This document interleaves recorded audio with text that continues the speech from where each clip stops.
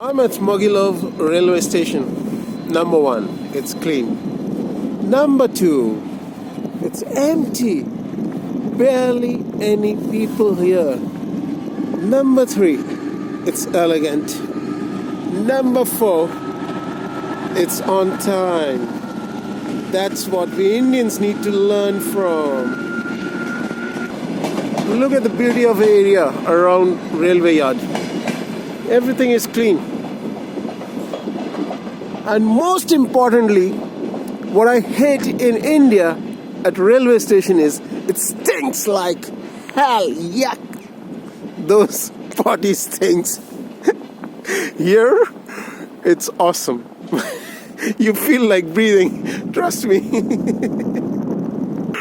No poop show, nothing.